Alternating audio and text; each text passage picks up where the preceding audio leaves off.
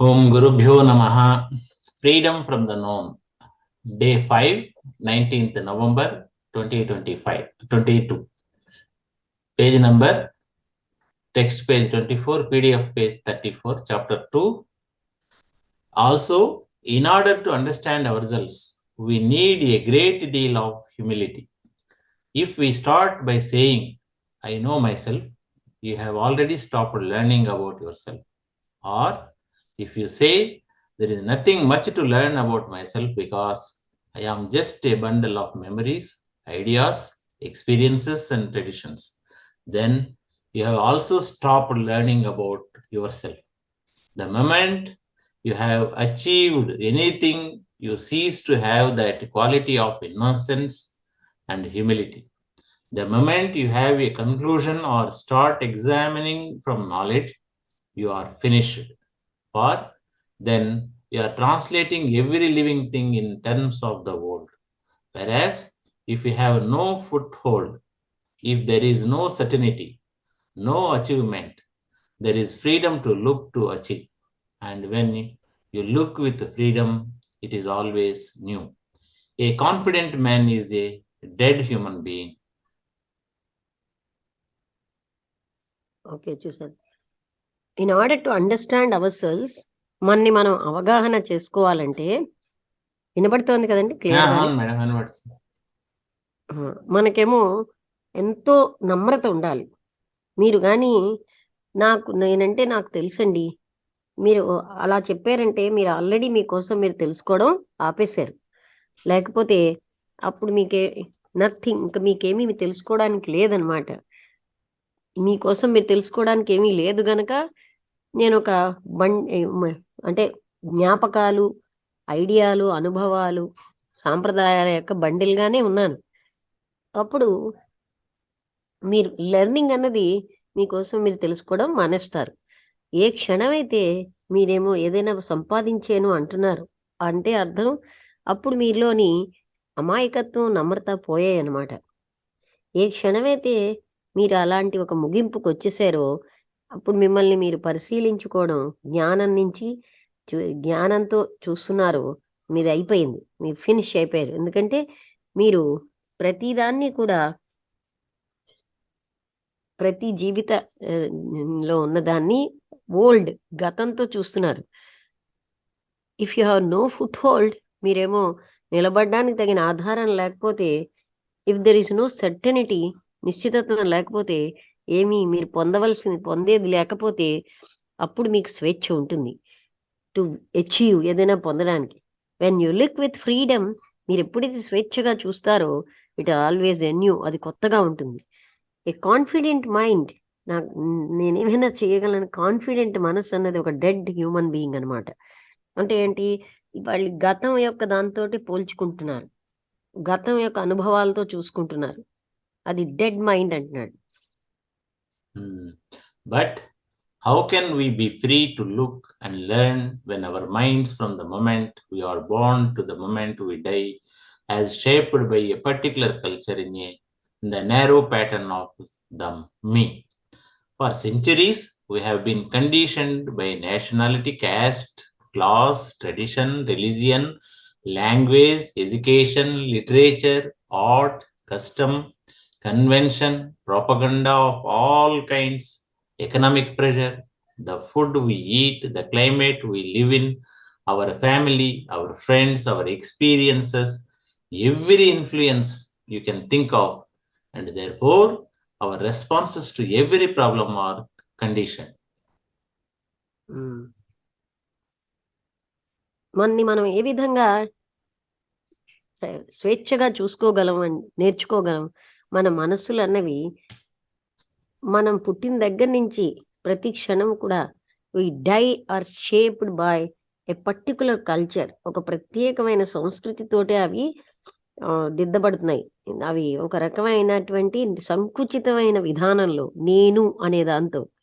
అంటే ప్రతిదీ కూడా మనం నేను అనే దాని మీదనే, అంటే సెల్ఫ్ సెంటర్డ్ యాక్టివిటీ అనమాట. నేను అనే దాని మీద ఆధారపడి సంకుచితంగా జీవిస్తున్నప్పుడు మనం ఏ విధంగా ఏదైనా నేర్చుకోగలం, స్వేచ్ఛగా చూడగలం? అంటే శతాబ్దాల తరబడి మనం కండిషన్ అయిపోయాం. మన యొక్క దేశం అని, క్యాస్ట్ అని, క్లాస్ అని, వర్గం అని, అదే సంప్రదాయం అని, మతం అని, భాష అని, అలాగే విద్యా విధానం, లిటరేచర్ అంటే కస్టమ్ అని, కన్వెన్షన్ అని అంటే అలవాటైనటువంటి తీరు, అలాగే ప్రచారం మొదలైన అన్ని రకాల వాటితోటి, ఆర్థికమైనటువంటి ఒత్తిడులతో, మనం తినే ఆహారంతో, మనం జీవించేటటువంటి వాతావరణం, మన కుటుంబం, మన స్నేహితులు, మన అనుభవాలు, every influence you can think of, మీరు ఏ రకమైనటువంటి ప్రభావమైన మీరు ఆలోచించగలిగిన ఏ ప్రభావమైనా, అందువల్ల మనకు దానికి ఇచ్చిన సమాధానాలు కూడా ప్రతి సమస్యకి మనం స్పందించేవి కూడా కండిషన్ అయిపోయి ఉన్నాయి. Are you aware that your condition? That is the first thing to ask yourself, not how to be free of your conditioning. You may never be free of it, and if you say I must be free of it, you may fall into another trap of another form of conditioning. So, are you aware that your condition? Do you know that even when you look at a tree and say this is an oak tree or that is a banyan tree, the naming of the tree, which is botanical knowledge, has so conditioned your mind that the word comes between you and actually seeing the tree. So, to come in contact with the tree, you have to put your hand on it, and the word will not help you to touch it. మీకు ఎరుకలో ఉన్నారా మీరు condition అయిపోయారని? అది మొట్టమొదటి విషయం మిమ్మల్ని మీరు అడగాల్సింది. ఏ విధంగా కండిషన్ నుంచి బయటపడతామని కాదు, మీరు ఎప్పుడు కూడా ఆ కండిషనింగ్ లోంచి స్వేచ్ఛని పొందలేరు. ఒకవేళ మీరు చెప్తే నేను అందులోంచి ఫ్రీ అవుతాను అని అన్నంత మాత్రంలో మీరు అవ్వలేరు. మళ్ళీ మీరు ఇంకొక రకమైనటువంటి వలలో చిక్కుకుంటారు, మరో రకమైన కండిషనింగ్ లోకి పడతారు. అందుకని మీరు ఎరుకలో ఉన్నారా, మీరు కండిషన్ అయ్యి ఉన్నారని మీకు తెలుసా అసలు? Do you know that? మీకు ఇంకా మీరు ఎప్పుడైతే ఒక చెట్టుని చూసారో అదొక ఓక్ ట్రీ అనో, అదొక బనియన్ ట్రీ అనో, ఇలాగ మీరు ఒక బొటానికల్ నేమ్ దానికి చూస్తున్న మీరు చూసే దానికి మధ్యలో వస్తుంది. ఆ బొటానికల్ జ్ఞానం ఎంత కండిషన్ అయిపోయిందంటే మీ మనస్సు ఆ పదం చూడ్డానికి, యాక్చువల్గా చెట్టును చూడ్డానికి మీకు మధ్యలో వస్తుంది. ఆ చెట్టుతోటి మీరు కాంటాక్ట్ లోకి రావడం అనేది, మీరు ఆ చెట్టు మీద చెయ్యి పెట్టడం అనేది, and the word will not help you to touch it. మీ పదం మాత్రం దాన్ని, అంటే దానికి పెట్టిన పేరు ఏదో, అది దాన్ని స్పృశించడానికి సహాయం చెయ్యదు. How do you know your condition? What tells you? What tells you you are hungry? Not as a theory, but the actual fact of hunger. In the same way, how do you discover the actual fact that you are conditioned? Isn't it by your reaction to a problem, a challenge? You respond to every challenge according to your conditioning, and your conditioning being inadequate will always react inadequately. మీకు ఏ విధంగా తెలుస్తుంది మీరు condition అయి ఉన్నారని? ఏది చెప్తుంది మీకు అలాగా? మీకు ఏదైతే చెప్తుందో, ఏది చెప్తోంది మీరు ఆకలిగా ఉన్నట్టు? ఒక థీరీగా కాదు, అదొక యథార్థంగా మీ ఆకలి మీకు ఎలా తెలుస్తోంది? అదే విధంగా మీరు ఈ యాక్చువల్ గా ఉన్న ఈ నిజం ఏ విధంగా మీరు కండిషన్ అయిపోయారు అనేది ఎలా తెలుస్తుంది? That it by your reaction to A problem. ఒక సమస్యకి మీరు ఇచ్చేటటువంటి రియాక్షన్ అన్నది మీ కండిషనింగ్ అనుసారంగా ఉంటుంది. మీ కండిషనింగ్ అన్నది అది అసంపూర్ణంగా ఉండడం బట్టి మీరు ఎప్పుడు కూడా అసంపూర్ణంగానే రియాక్ట్ అవుతారు.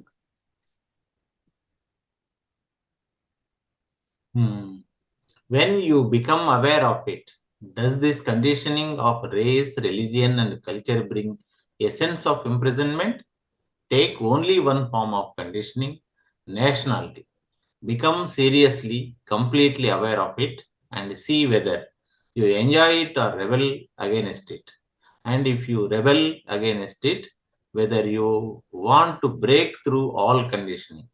If you are satisfied with your conditioning, you will obviously do nothing about it. But if you are not satisfied when you become aware of it, you will realize that you never do anything without it. Never. And therefore, you are always living in the past with the dead. మీరు ఎప్పుడైతే ఎరుకతో ఉంటారో ఈ రకంగా conditioning అని ఈ జాతి, మతము, సంస్కృతి అదంతా మీకు ఒక రకమైన జైలు లాగా, ఇంప్రిజన్మెంట్ లాగా అయిపోతుంది. మీరు వన్ ఫార్మ్ ఆఫ్ ఒక కండిషనింగ్ ని తీసుకోండి. దేశం సీరియస్గా సంపూర్ణంగా దాన్ని ఎరుకతో చూడండి. దాన్ని చూడండి, whether you enjoy it or rebel against it. దాన్ని మీరు బాగా ఎంజాయ్ చేస్తున్నారా, దానికి తిరుగుబాటు చూపిస్తున్నారా? And if you rebel against it, దానికి వ్యతిరేకంగా మీరుంటే, whether you want to break through all conditioning, అన్ని కండిషనింగ్స్ నుంచి మీరు బయటకు రావాలనుకుంటే, ఇఫ్ యు ఆర్ సాటిస్ఫైడ్ అంటే ఇక్కడ ఏం చెప్పారంటే ఆ వాక్యం, టేక్ ఓన్లీ ఒక కండిషనింగ్ ఉదాహరణ తీసుకోండి, దేశము అని. అప్పుడు మీరు సీరియస్గా సంపూర్ణంగా ఎరుకతో ఉంటారు. మీరు దాన్ని ఎంజాయ్ చేస్తున్నారా లేకపోతే దానికి వ్యతిరేకంగా ఉంటున్నారా అన్నది. మీరు దానికి వ్యతిరేకంగా ఉన్నారు అంటే, మీరు ఒకవేళ అదంతా కండిషనింగ్ నుంచి బయటపడాలి అనుకుంటే దాన్ని చూడండి. If you are satisfied with your conditioning, అలా కాకుండా మీరు తృప్తిగా ఉన్నారనుకోండి మీ కండిషనింగ్తో, అప్పుడు మీరు తప్పనిసరిగా ఏమీ చెయ్యరు దానికోసం. కానీ ఒకవేళ మీరు తృప్తి పడలేదు అంటే, దానిని ఎరుకతో ఉన్నారంటే, అంటే మీరు దాన్ని గమనించారు అంటే, అప్పుడు మీరు గ్రహిస్తారు ఏంటంటే మీరు ఏదీ చెయ్యట్లేదని. వితౌట్ ఇట్ అంటే అది లేకుండా యూ నెవర్ డూ ఎనీథింగ్. అది లేకుండా మీరు ఏమీ చేయలేకపోతున్నారు, నెవర్, ఎప్పటికీ. అందుకని మీరు ఎప్పుడూ కూడా గతంలోని విత్ ద డెడ్, మృతంతో జీవిస్తున్నారు. గతం అన్నది మృతంతో సమానం.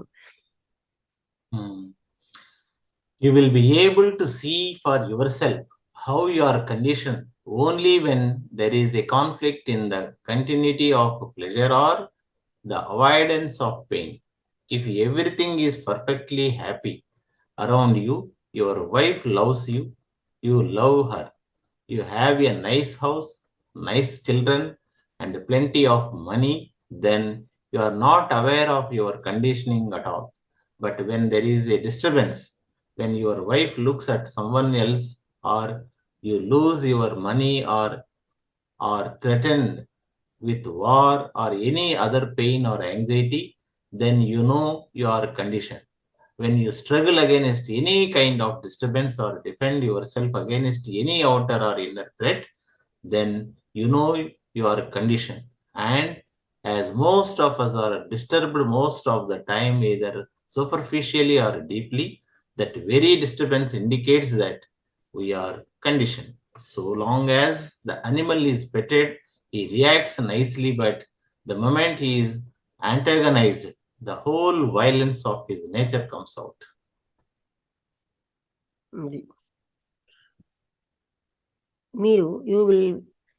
మిమ్మల్ని మీరు ఎంత కండిషన్ అయి ఉన్నారన్నది చూసుకోగలుగుతారు ఎప్పుడంటే, ఎప్పుడైతే ఒక సంఘర్షణ అనేది మీ యొక్క ఆ సుఖం అనే అనుభూతికి, కంటిన్యూస్గా ఉన్న సుఖానికి, లేకపోతే మీకు బాధని పోగొట్టుకోవడానికి, అప్పుడు మీకు ఒక సంఘర్షణ మొదలవుతుంది. ప్రతిదీ పర్ఫెక్ట్గా హ్యాపీగా జరిగిపోతుంది అంటూ మీ చుట్టూ పరిస్థితులన్నీ, మీ భార్య మిమ్మల్ని ప్రేమిస్తుంది, మీరు ఆమెను ప్రేమిస్తారు, మీకు ఒక మంచి ఇల్లు ఉంటుంది, మంచి పిల్లలు ఉంటారు, మీకు ఎంతో డబ్బు ఉంటుంది. అప్పుడు మీకేంటంటే you are not aware of your conditioning at all. మీరు కండిషనింగ్ అన్న దాంట్లో ఉన్నారని కూడా మీకు తెలియదు. కానీ ఎప్పుడైతే మీకు ఒక డిస్టర్బెన్స్ మొదలవుతుందో, అంటే మీ భార్య ఇంకొకరిని చూడడం మొదలవుతుందో, అప్పుడు మీ మనీ అంతా పోవడం కానీ, లేకపోతే మీరు యుద్ధం అనే భయం మీకు వచ్చినప్పుడు కానీ, ఏ రకమైన బాధ, ఆతురత మీలో వస్తే అప్పుడు మీకు తెలుస్తుంది మీరు కండిషన్ అయిపోయారని. ఎప్పుడైతే మనం ఎనీ కైండ్ ఆఫ్ డిస్టర్బెన్స్, ఏ రకమైన డిస్టర్బెన్స్కి వ్యతిరేకంగా మనం సంఘర్షణతో ఉంటాము, మనల్ని మనం రక్షించుకోదలుచుకుంటాము, అలాంటప్పుడు బాహ్యమైనది అవనండి, అంతర్గతమైన భయమైనా సరే, అప్పుడు మీకు తెలుస్తుంది మీరు కండిషన్ అయిపోయారని. మనలో చాలా మంది డిస్టర్బ్ అయిపోతున్నారు మోస్ట్ ఆఫ్ చాలా టైం, సూపర్ఫిషియల్గా లేకపోతే లోతుగా. ఈ డిస్టర్బెన్స్ అన్నది తెలియజేస్తుంది ఏంటంటే మనం కండిషన్ అయిపోయామని. ఎంతకాలం అయితే ఒక జంతువు దాన్ని బాగా చక్కగా చూస్తున్నంతసేపు అది నైస్గానే రియాక్ట్ అవుతుంది. ఏ క్షణమైతే దానికి వ్యతిరేకత వచ్చిందో దాని మొత్తం వైలెన్స్ దాని యొక్క ప్రకృతిలో ఉన్నది బయటకు వస్తుంది. We are disturbed about life, politics, the economic situation, the horror, the brutality, the sorrow in the world as well as in ourselves, and from that we realize how terribly narrowly conditioned we are. And what shall we do? Accept that disturbance and live with it as most of us do.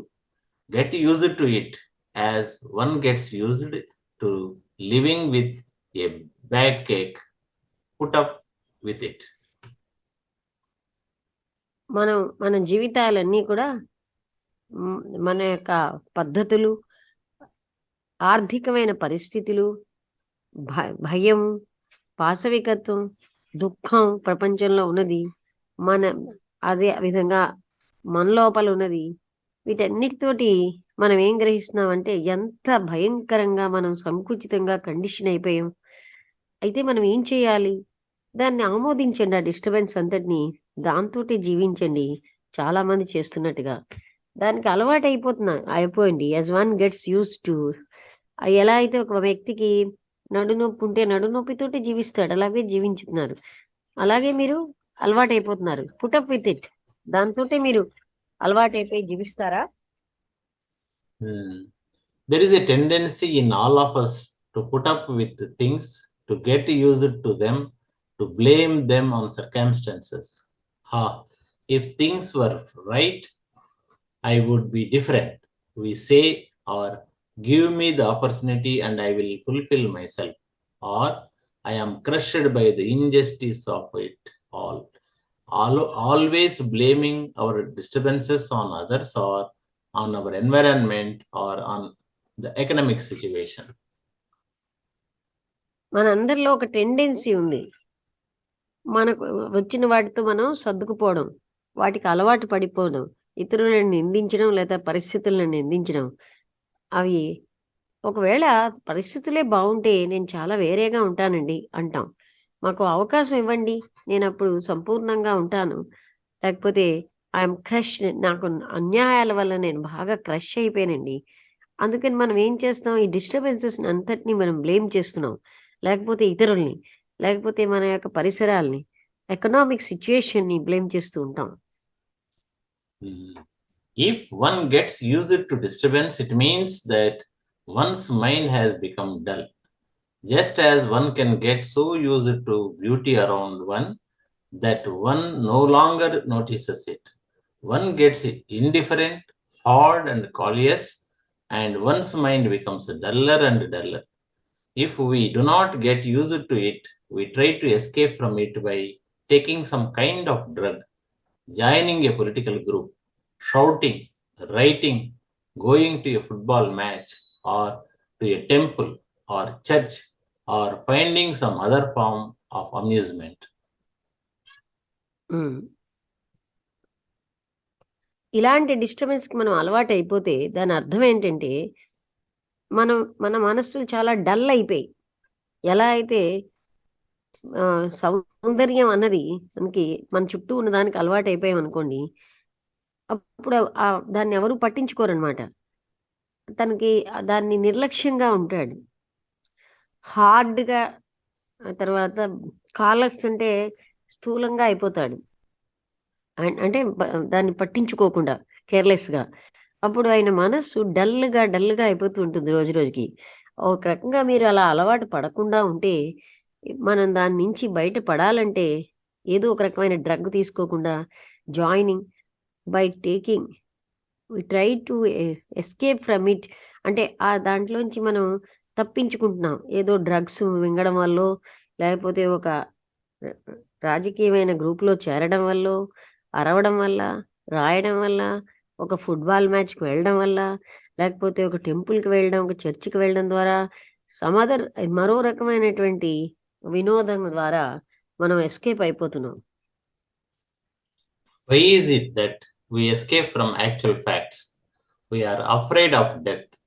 I am just taking that as an example. And when we invent all kinds of theories, hopes, beliefs to discuss the fact of death, but the fact is still there. To understand a fact, we must look at it, not run away from it. Most of us are afraid of living as well as of dying. We are afraid of our family, afraid of public opinion, of losing our job, our security, and hundreds of other things. The simple fact is that we are afraid, not that we are afraid of this or that. Now, why cannot we face that fact?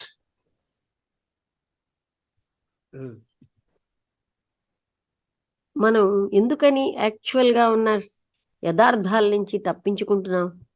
ఎందుకంటే మనకి మృత్యు అంటే భయం. అదొక ఉదాహరణగా తీసుకుంటున్నాను. మనం ఎన్నో రకాలైన థీరీస్ని, ఆశల్ని, నమ్మకాల్ని, అసలైనటువంటి మృత్యు అనే యథార్థాన్ని మారువేషంతో but the fact is still there అంటే కప్పుతూ ఉంటాం, కానీ యథార్థం అక్కడే ఉంది. దాన్ని ఒక యథార్థాన్ని అవగాహన చేసుకోవాలంటే దాన్ని మనం చూడాలి, దాని నుంచి పారిపోవడం కాదు. మనలో చాలామంది అంటే జీవించడానికి ఎంత భయపడతారో చనిపోవడానికి అలాగే భయపడతారు.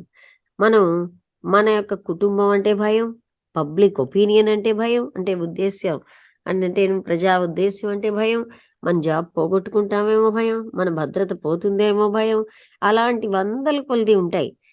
అక్కడ నిజమే సింపుల్గా ఉన్న యథార్థం ఏంటంటే మనం భయపడుతున్నాం. మనం ఇది అది అని కాదు, మనం భయపడుతున్నాం. అయితే మనం ఎందుకని భయాన్ని ఎదుర్కోవటం లేదు? You can face a fact only in the present, and if you never allow it to be present because you are always escaping from it, you can never face it. And because we have cultivated a whole network of escapes, we are caught in the habit of escape. మీరు ఒక యథార్థాన్ని ప్రెజెంట్లోనే చూడగలరు, అంటే face చేయగలరు. ఒకవేళ మీరు దాన్ని ఎప్పుడు allow చేయకపోతే ప్రెజెంట్లో, ఎందుకంటే మీరు దాంట్లోంచి ఎస్కేప్ అయిపోతున్నారు కనుక, అప్పుడు మీరు ఎప్పటికీ ఫేస్ చేయలేరు. మీరు మనకి ఇలాగా ఒక హోల్ నెట్వర్క్ ఆఫ్ ఎస్కేప్స్, అంటే తప్పించుకోవాలనే ఒక నెట్వర్క్ అనేది మనం తయారు చేసాం కనుక, మనం ఆ హ్యాబిట్, ఆ ఎస్కేప్ అనే అలవాట్లో పట్టుబడి అంటే బంధించబడిపోతున్నాం. Now, if you are at all sensitive, at all serious, you will not only be aware of your conditioning, but you will also be aware of the dangers it results in, what brutality and hatred it leads to. Why then, if you see the danger of your conditioning, don't you act? Is it because you are lazy? Laziness being lack of energy. Yet, you will not lack energy if you see an immediate physical danger like a snake in the path or a precipice or a fire. Why then don't you act when you see the danger of your conditioning? If you saw the danger of nationalism to your own security, wouldn't you act?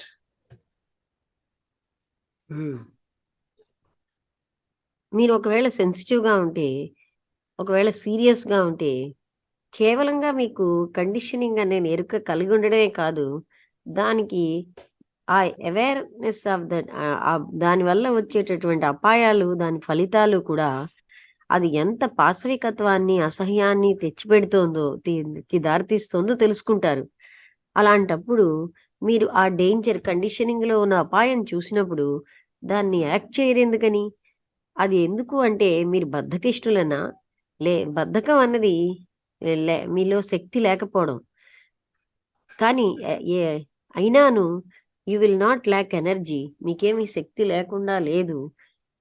మీరు ఎప్పుడైనా సరే ఇమ్మీడియట్గా ఒక భౌతికమైన danger మీకు దొరికింది, అపాయం చూస్తే ఉదాహరణగా మీకు పాము వచ్చిందనుకోండి మీ మార్గంలో, లేకపోతే ఏదో ఒక పెద్ద అడ్డొచ్చింది, లేతే ఒక అగ్ని వచ్చింది. అప్పుడు మీరేంటి లేజీగా ఉండరు. Why then? Don't you act when you see the danger of your conditioning? అలాంటి వాటన్నిటికీ మీరు యాక్ట్ అవుతారు. కానీ మీ కండిషనింగ్ తెచ్చిపెట్టే డేంజర్‌ని చూసినప్పుడు మీరెందుకు యాక్ట్ అవ్వరు?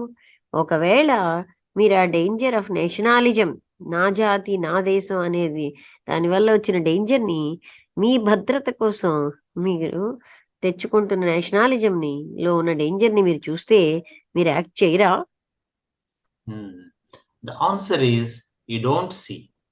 Through an intellectual process of analysis, you may see that nationalism leads to self-destruction, but there is no emotional content in that. Only when there is an emotional content do you become vital. ఇక్కడ సమాధానం ఏంటంటే మీరెప్పుడు చూడరు.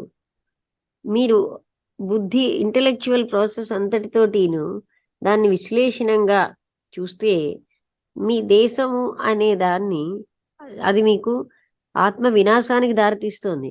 కానీ అక్కడ మీకు emotional content అంటే అనేది ఉన్నది. There is no emotional content in that. అంటే సెల్ఫ్ డిస్ట్రక్షన్ అనే దానికి దారితీస్తోంది. అక్కడ ఏ రకమైనటువంటి ఎమోషనల్‌గా ఉన్న స్టఫ్ కంటెంట్ ఏమీ లేదక్కడ. అంటే మీరు ఆవేశాలతోటి వాటితోటి ఉన్న కంటెంట్ లేదు. ఎప్పుడైతే మీరు ఎమోషనల్‌గా కంటెంట్‌గా కంటెంట్ అంటే అందులో సారం అంతా. When there is N emotional content do you become vital? Only when there is N emotional content. అంటే ఎప్పుడైతే ఒక ఎమోషనల్‌గా ఉన్న కంటెంట్ అక్కడ ఉంటుందో అప్పుడు మాత్రమే మీరు చాలా వైటల్ అంటే శక్తివంతం అవుతారు. If you see the danger of your conditioning merely as an intellectual concept, you will never do anything about it.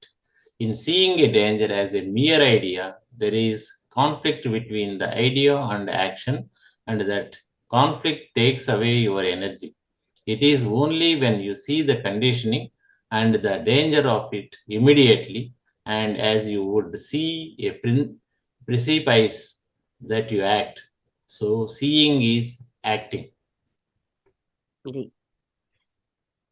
అంటే మీరు ఎప్పుడైతే మీ కండిషనింగ్ లో ఉన్న డేంజర్‌ని చూడగలుగుతున్నారో ఒక ఇంటలెక్చువల్ ఉద్దేశ్యంగా కాకుండా you will never do anything about it. అలా అయితే మీరు ఏమీ చెయ్యలేరు. ఒక అపాయం అన్నదాన్ని ఒక ఐడియాగా చూసామనుకోండి, అక్కడ సంఘర్షణ వస్తుంది. ఆ ఐడియాకి యాక్షన్‌కి మధ్యలో. ఆ సంఘర్షణ అనేది మీ ఎనర్జీ అంతా తీసుకెళ్ళిపోతుంది. అంటే మీరు శక్తి పోతుందని. మీరు ఎప్పుడైతే కండిషనింగ్ అన్న దాన్ని అది తెచ్చే అపాయాన్ని ఇమ్మీడియట్‌గా మీరు చూడగలరో, యాజ్ యూ వుడ్ సీ ఒక ప్రిసిపైస్ అంటే ఒక పెద్ద అడ్డంగా ఉన్నదాన్ని రాయినో దేన్నో చూసినప్పుడు అంటే దారికి అడ్డంగా అప్పుడు మీరు యాక్ట్ చేస్తారు. So seeing is acting. చూడడమే యాక్టింగ్. దారికి అడ్డంగా ఒక పాము కానీ దారికి అడ్డంగా ఒక పెద్ద రాయి కానీ వచ్చినప్పుడు మీరు వెళ్ళాలి. కారుకి అడ్డంగా వచ్చింది. అటువంటప్పుడు మీరు దానికి చూడడంతోనే యాక్ట్ చేస్తున్నారు అంటున్నారు. Most of us walk through life inattentively, reacting unthinkingly according to the environment in which we have been brought up, and such reactions create only further bondage, further conditioning. But the moment you give your total attention to your conditioning, you will see that you are free from the past completely, that it falls away from you naturally.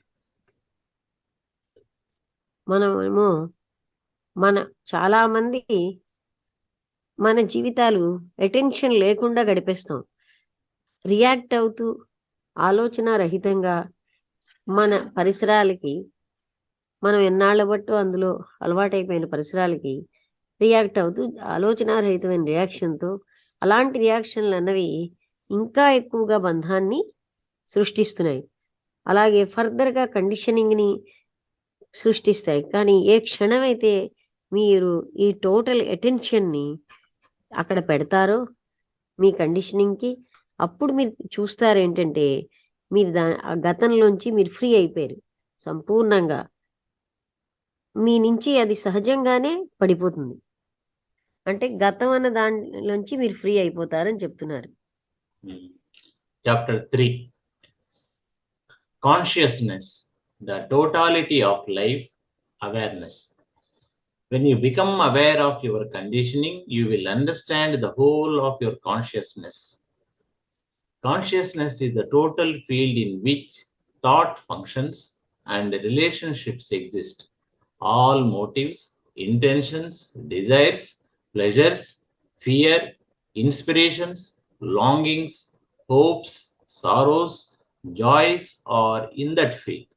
But we have come to divide this consciousness into the active and the dormant, the upper and lower levels, that is, all the daily thoughts, feelings, and activities on the surface and below them, the so-called subconscious, the things with which we are not familiar, which express themselves occasionally through certain intimations, intuitions, and dreams. Freedom from the known chapter 3. మీరు ఎప్పుడైతే ఈ conditioning అన్న దాన్ని ఎరుకతో చూస్తారో అప్పుడు మీరు అవగాహన చేసుకుంటారు ఈ మొత్తం మీ ప్రజ్ఞని. ఈ కాన్షియస్నెస్ అన్నది మొత్తం ఫీల్డ్ అంతా కూడా ఇందులో అయితే మీ ఆలోచన పనిచేస్తూ ఉంటుందో, మీ సంబంధాలు ఉన్నాయో అదంతా మీ కాన్షియస్నెస్సే. అందులో ఉన్న మీ ఉద్దేశ్యాలు, అంటే మీ మోటివ్స్, ఉద్దేశాలు, కోరికలు, సుఖాలు, భయము, మీ యొక్క ప్రభావాలు, తీవ్ర కోరికలు, ఆశలు, దుఃఖాలు, ఆనందాలు, ఇవన్నీ కూడా ఆ ఫీల్డ్లో ఉంటాయి. కానీ మనం ఇప్పుడు ఏం చేస్తున్నామంటే మన కాన్షియస్నెస్ని యాక్టివ్ అని, డార్మెంట్ అంటే సుప్తావస్థలో ఉన్నదని విడగొడుతున్నాం. ది అప్పర్ అండ్ లోయర్, పైది కిందది అని విడగొడుతున్నాం. That is all the daily thoughts. మన నిత్య జీవితంలో రోజు చేసే ఆలోచనలు, ఫీలింగ్స్, పనులు, సర్ఫేస్ లెవెల్లోని దానికంటే లోపలను కిందని ఆ సబ్ కాన్షియస్ లెవెల్లో చేసేవి. The things which we're not మనకు తెలియనివి, విచ్ ఎక్స్ప్రెస్, వాటంతటవే ఎక్స్ప్రెస్ అయ్యేటటువంటివి అప్పుడప్పుడు కొన్ని నిశ్చితమైనటువంటి సూచనల ద్వారా, ఇంట్యూషన్స్ ద్వారా, డ్రీమ్స్ ద్వారా అవి వ్యక్తం అవుతూ ఉంటాయి. We are occupied with one little corner of consciousness, which is most of our life. The rest, which we call the subconscious, with all its motives, its fears, its racial and inherited qualities, we do not even know how to get into. Now, I am asking you, is there such a thing as a subconscious at all? We use that word very freely. We have accepted that there is such a thing, and all the phrases and jargon of the analysts and psychologists have seeped into the language, but is there such a thing? And why is it that we give such extraordinary importance to it?